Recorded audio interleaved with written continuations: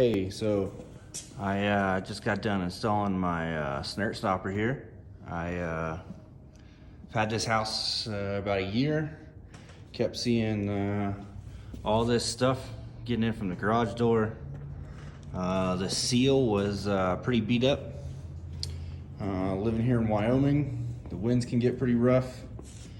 Got my SnirtStopper installed here, and with the winds, which we're currently having today, as you can see, there's no gaps other than the one from the seam in the concrete.